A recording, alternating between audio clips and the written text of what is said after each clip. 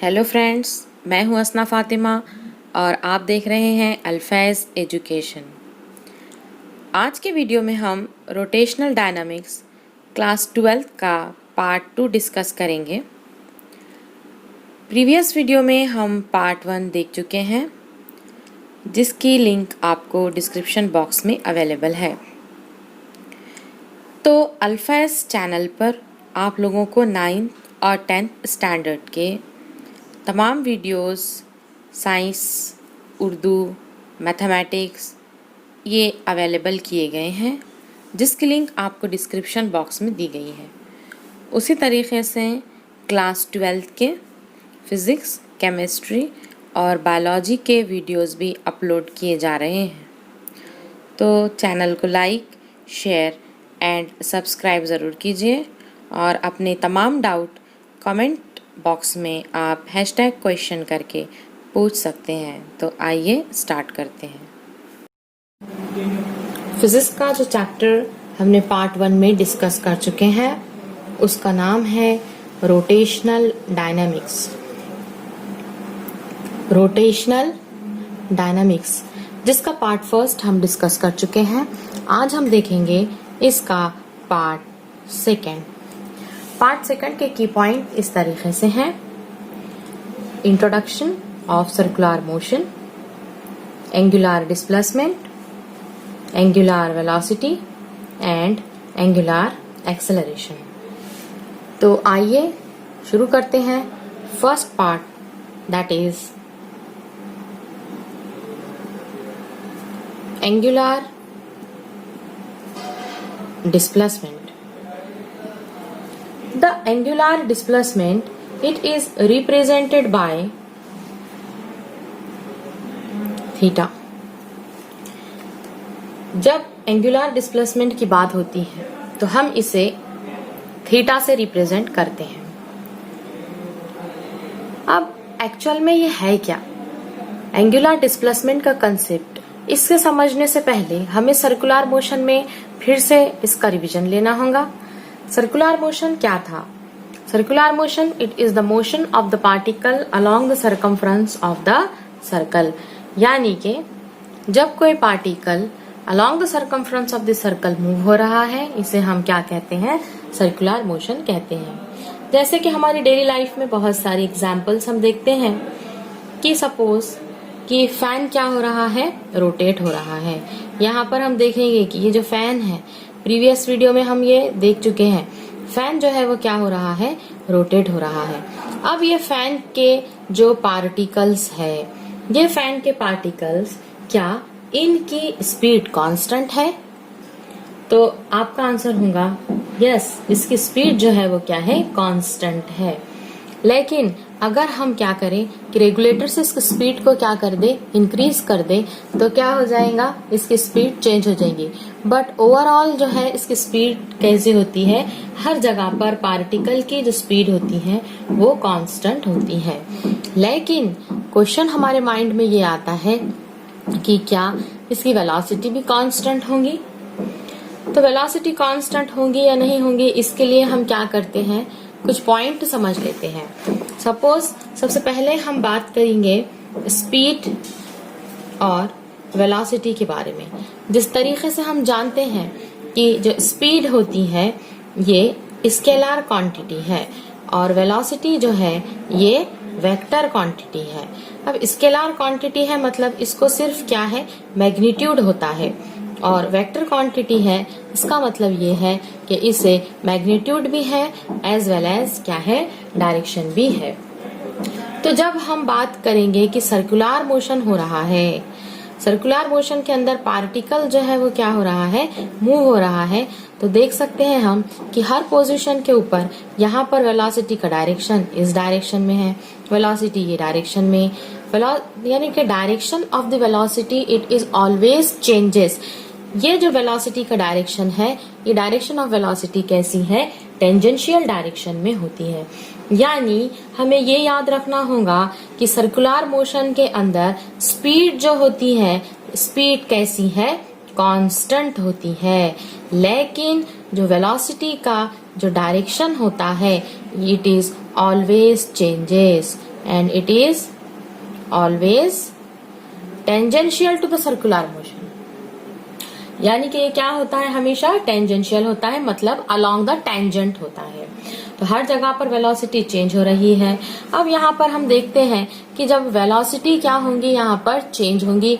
तो वेलोसिटी का चेंज आपको पता है,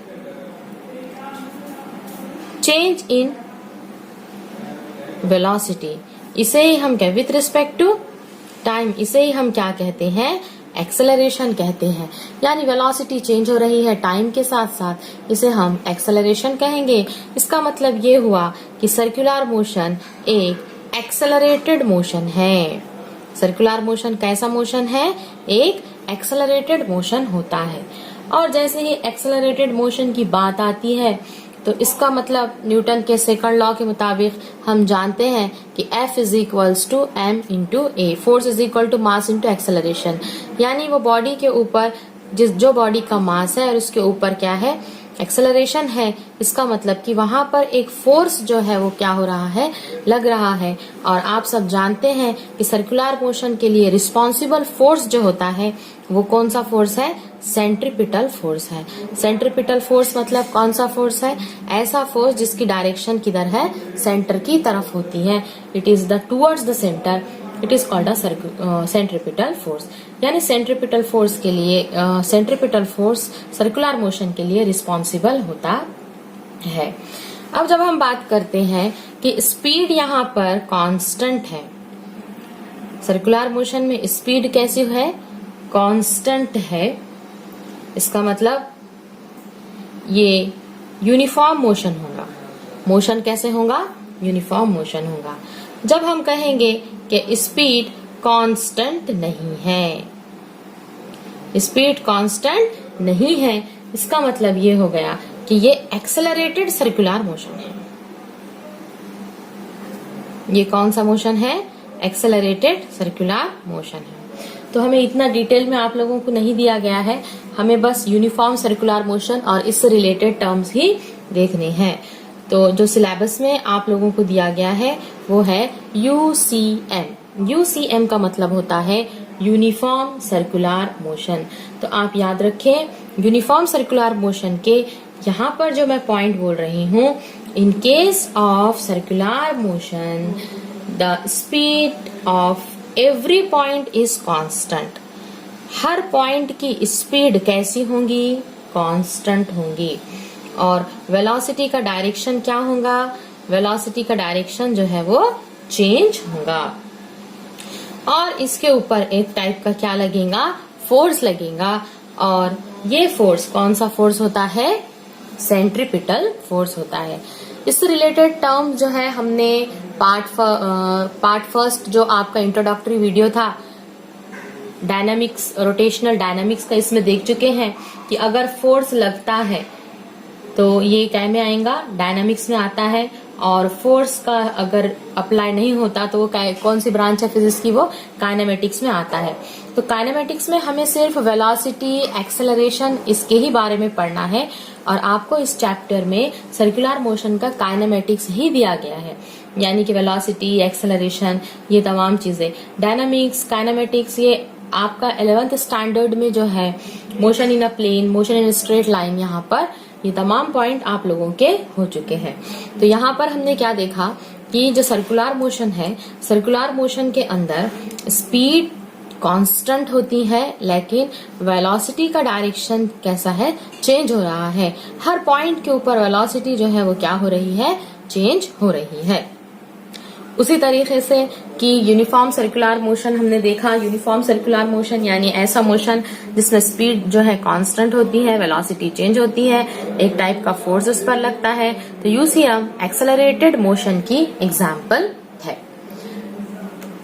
अब जो है हमने जो चैप्टर का स्टार्टिंग किया था एंगुलर डिस्प्लेसमेंट से। Angular displacement it is represented by theta, इसे हम थीटा से रिप्रेजेंट करते हैं। अब सबसे पहले जब हम डिस्प्लेसमेंट की बात करते हैं तो आप ये याद रखें कि डिस्प्लेसमेंट मतलब कि हटाव का होना, हटाव होना। यानी जब कोई पार्टिकल है या ऑब्जेक्ट है अपनी पोजीशन क्या कर रहा है, चेंज कर रहा है। तो डिस्प्लेसमेंट मतलब क्या होता है यहाँ पर की पॉइंट्स हम लिख देंगे। डिस्प्लेसमेंट यानी क्या है? चेंज इन पोजीशन, कि पोजीशन क्या हो रही है? चेंज हो रही है। जैसा कि हम लेते हैं एक एग्जांपल कि एक बॉडी है वो एक जगह से दूसरी जगह क्या हो गई है? जा चुकी है, यानी इसने अपनी पोजीशन को क्या किया है? चेंज किया। इसका मतलब यहाँ पे डिस्प्लेसमेंट हो गया। लेकिन ये स्ट्रेट लाइन पाथ में है, इसका मतलब ये कौन सा डिस्प्लेसमेंट है? Linear displacement. लेकिन हमें देखना है एंगुलर डिस्प्लेसमेंट के बारे में। अब एंगुलर डिस्प्लेसमेंट में क्या होगा? जब लीनियर पाथ में चेंज हो रहा था, पोजीशन में चेंज हो रहा था, तो वो लीनियर डिस्प्लेसमेंट था। जब एंगुलर पोजीशन में चेंज होगा तो वो एंगुलर डिस्प्लेसमेंट होगा। तो आ जाते हैं फिर से हम सर्कुलर मोशन में।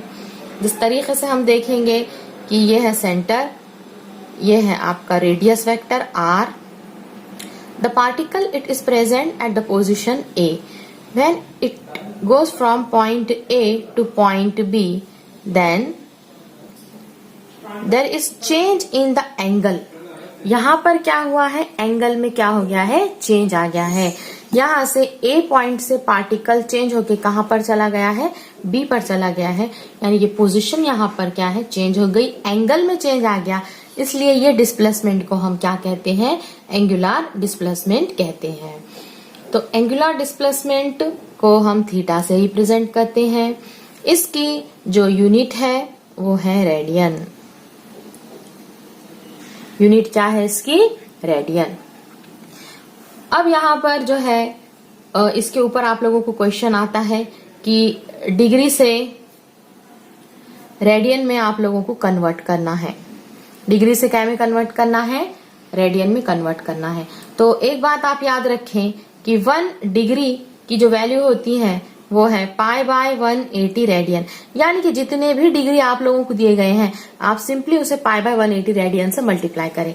जैसा कि एग्जांपल यहाँ पे 1 डिग्री है तो 1 इंटू π/180 रेडियन। अब 2 डिग्री है तो आप क्या करेंगे?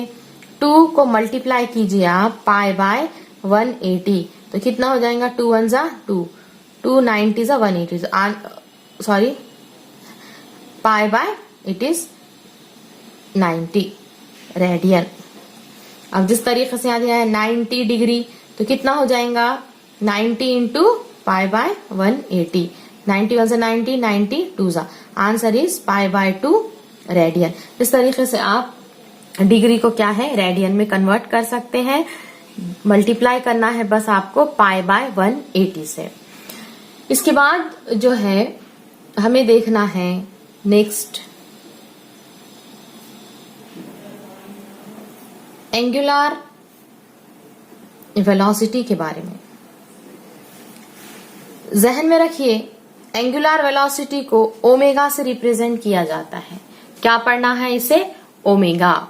So what is angular velocity? सबसे पहले हम जान लेते हैं वेलोसिटी किसे कहते हैं। अब जैसे कि हमने यहाँ पर की पॉइंट्स में डिस्प्लेसमेंट के बारे में लिखा है कि चेंज इन पोजीशन को हम क्या कहते हैं? डिस्प्लेसमेंट कहते हैं। आप लोगों को याद आ रहा होगा velocity, velocity it is displacement upon time. Displacement जो है उसको हमने टाइम से डिवाइड कर दिए तो ये होता है वेलोसिटी। सिमिलरली यहाँ पर भी देखेंगे हम एंगुलर वेलोसिटी, यानी एंगुलर डिस्प्लेसमेंट को टाइम से डिवाइड कर दें।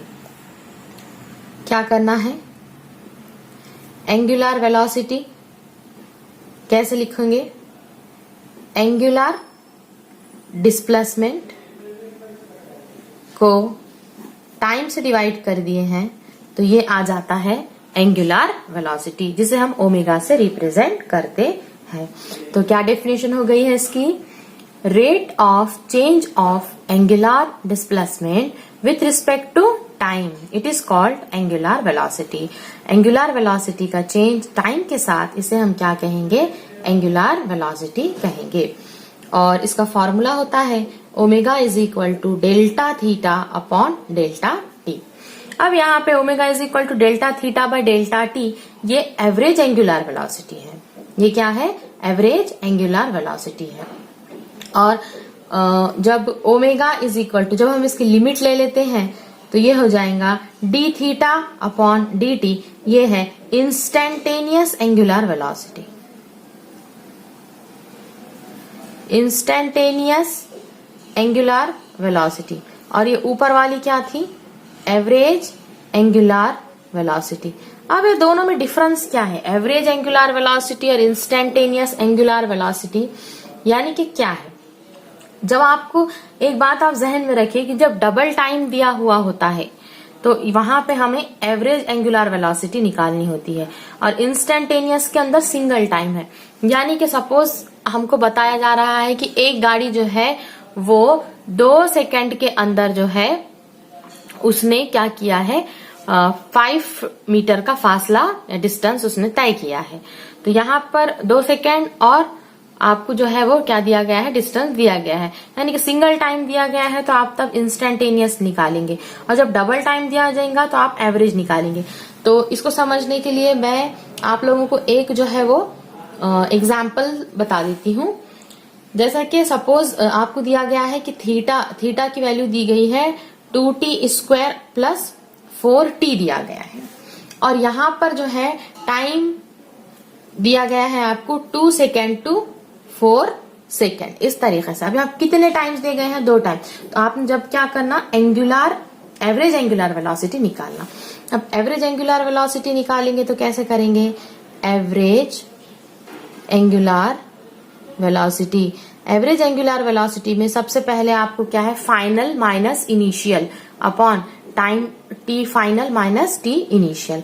तो सबसे पहले आप लिखिए कि टी फाइनल टाइम कितना है यहाँ पर 4 सेकेंड। इनिशियल टाइम कितना है, शुरुआती टाइम जो है इब्तदाई वक्त, यह है 2 सेकेंड। अब क्या कीजिए, थीटा फाइनल निकालना है। थीटा फाइनल कैसे निकालोगे, ये टी के अंदर आप क्या कीजिए, टी एफ निकालना है तो टी एफ की वैल्यू रखिए, तो ये हो गया है 2। यहाँ पर टी की जगह पे आप 4 रखिए, तो ये हो गया है 4 का स्क्वायर प्लस 4 इंटू ये टी की जगह पर आप 4 रखिए, तो ये हो गया है 2 इंटू 4 का स्क्वायर है 16 प्लस 4 4 जा 16, ये हो गया है 32 plus 16 it is equal to 48। ये हो गया है आपका थीटा फाइनल।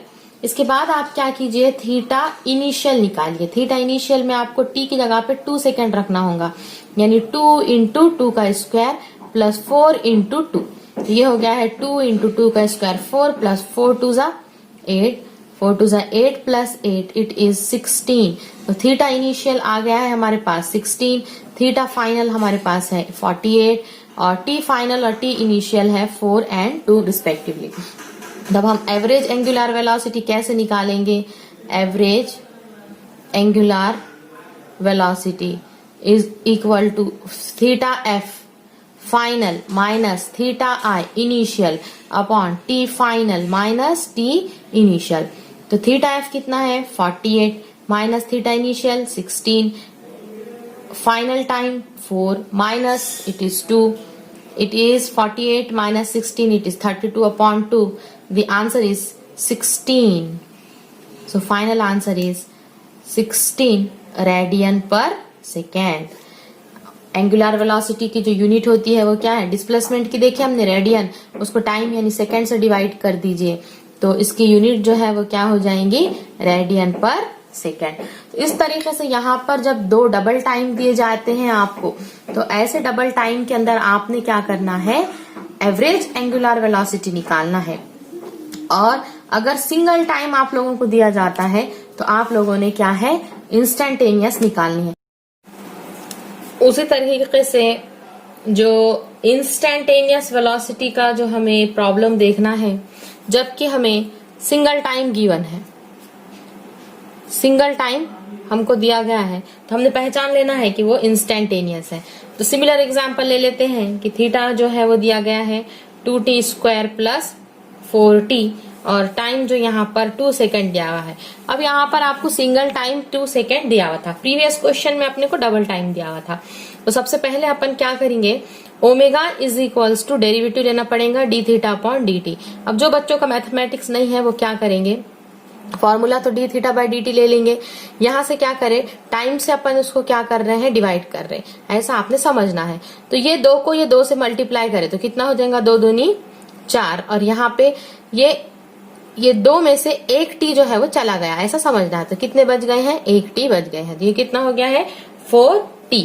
प्लस यहां से ये एक t है, ये t, ये दोनों एक दूसरे के साथ डिवाइड हो गए तो बचा कितना है 4।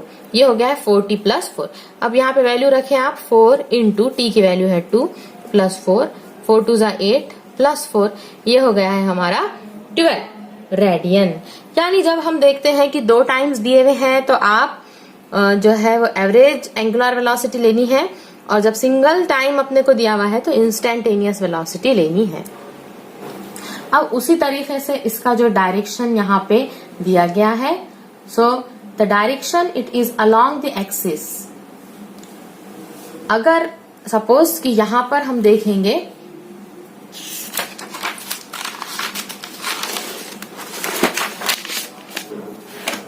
कि ये एक क्या है, व्हील है, ये क्या है, एक व्हील है, और ये व्हील का जो डायरेक्शन है ये क्लॉकवाइज डायरेक्शन है। व्हील का डायरेक्शन कैसे है, व्हील का डायरेक्शन यहाँ पे आपको क्लॉकवाइज नजर आ रहा है कि इस तरीके से ये व्हील जो है वो क्या हो रही है, मूव हो रही है। तो यहाँ पर इसका जो डायरेक्शन होता है it is inside the paper, inside the paper. और जब हम एंटी क्लॉकवाइज, व्हील कैसे जा रहा है, कैसे मूव हो रहा है, एंटी क्लॉकवाइज डायरेक्शन में, it is along the axis outside. ये दोनों पॉइंट बहुत ही ज्यादा इंपॉर्टेंट है। जैसे कि सपोज यहाँ पे हम बता देते हैं कि इसका जो डायरेक्शन है आपको याद रखना है, तो कैसे करेंगे कि ये जो है कैसे मूव हो रहा है, ये इस तरीके से आप हैंड बताइए इन अ क्लॉकवाइज डायरेक्शन। तो ये जो थंब है, ये थंब की डायरेक्शन जो है वो हम किधर नजर आ रही है, इनवर्ड, यानी कि इनसाइड। इस तरीके से आप एक कौन सा भी याद रखें तो ये उसका क्या होता है, अपोजिट होता है। या फिर इस तरीके से कि ये क्या है, एंटी क्लॉकवाइज डायरेक्शन में है तो थंब का डायरेक्शन कैसे है, आउटवर्ड, अलोंग द एक्सिस, और ये कैसा है, आउटवर्ड डायरेक्शन में है। तो यहाँ पर हमने क्या है, एंगुलर जो वेलोसिटी है उसकी डायरेक्शन यहाँ पे हम देख चुके हैं। अब हम देखेंगे एंगुलर एक्सेलरेशन के बारे में। सो जिस तरीके से हमने यहाँ पे देखा था कि डिस्प्लेसमेंट यानी कि स्पीड में चेंज है, और डिस्प्लेसमेंट अपॉन टाइम यानी कि वेलोसिटी है, तो नंबर 3 हम देखेंगे एंगुलर एक्सेलरेशन के बारे में। Angular acceleration it is represented by alpha, इसे हम अल्फा से जाहिर करते हैं। अब एक्सेलरेशन मतलब क्या, एक्सेलरेशन हम किसे कहते हैं, change in velocity upon time. जब वेलोसिटी को टाइम से डिवाइड करते हैं तो इसे क्या कहते हैं, एक्सेलरेशन। तो यहाँ पर कौन सा एक्सेलरेशन है, एंगुलर एक्सेलरेशन। एंगुलर एक्सेलरेशन का फॉर्मूला क्या हो जाएगा, एंगुलर वेलोसिटी का चेंज, है ना, एंगुलर वेलोसिटी का चेंज किसके साथ, टाइम के साथ। आपको पता है कि लीनियर वेलोसिटी अपॉन टाइम का एक्सेलरेशन कहते हैं। तो एंगुलर वेलोसिटी को टाइम से डिवाइड करेंगे तो हम इसे क्या कहते हैं, एंगुलर एक्सेलरेशन कहते हैं। यानी कि एंगुलर एक्सेलरेशन की डेफिनेशन क्या हो गई है, rate of change of angular velocity, it is called as angular acceleration. और इसकी अलामत है अल्फा, और एंगुलर वेलोसिटी को हम ओमेगा से रिप्रेजेंट करते हैं। Change in velocity it is D omega, time change it is D T. इसकी यूनिट क्या हो जाएंगी, अभी हमने देखा था ओमेगा की यूनिट जो है वो थी रेडियन पर सेकंड, और फिर ये टाइम की यूनिट हो गई है सेकंड, तो ये हो जाएगा रेडियन पर सेकंड स्क्वायर। यह है एंगुलर एक्सेलरेशन की यूनिट। अब तो ये पॉइंट याद रखना है कि जब एंगुलर वेलोसिटी के इंक्रीज होती है तब ओमेगा एंड अल्फा ये एक दूसरे के पैरेलल होते हैं, और जब ओमेगा क्या होती है, डिक्रीज होती है, कम होती है, तो ओमेगा एंड अल्फा के जो डायरेक्शन होते हैं वो एंटी पैरेलल होते हैं। उसी तरीके से बुक में जो है आप लोगों को बहुत सारे रिलेशंस दिए गए हैं, जैसे कि v is equals to R omega. Vector form में जब हम लेंगे v is equal to omega cross R, इसकी डेरिवेशन नहीं है, पुराने सिलेबस में दी गई थी। उसी तरीके से एक्सेलरेशन के फॉर्मूले दिए गए हैं, a is equal to omega square r, और it is v square upon r. और उसी तरीके से तीसरा फॉर्मूला जो है वो v ओमेगा। न्यूमेरिकल से बहुत ही ज्यादा इंपॉर्टेंट होते हैं। एक और जो फॉर्मूला है यहाँ पर, omega is equals to 2 pi n। Omega means angular velocity. Angular velocity is also called as angular frequency, क्योंकि फॉर्मूले के अंदर यहाँ पे हमको n नजर आ रहा है, n यानी कि फ्रीक्वेंसी। आप लोगों को पता है relation, n is equals to 1/t। Period and frequency they are reciprocal to each other. So omega is equal to 2π, n की जगह पर हम क्या रखेंगे 1/t, ये हो जाएगा 2π/t। तो ये तमाम फॉर्मूले आप लोगों ने न्यूमेरिकल्स के लिए क्या है याद रखने हैं। आई होप आप लोगों को वीडियो जरूर पसंद आया होगा और आप लोगों के तमाम पॉइंट्स क्लियर हो चुके होंगे। इसी तरीके से आप लोगों के जो भी डाउट है वो आप डिस्क्रिप्शन बॉक्स में हमसे पूछ सकते हैं। तो चैनल को लाइक, शेयर एंड सब्सक्राइब जरूर कीजिए। मिलते हैं आप सबसे नेक्स्ट वीडियो में।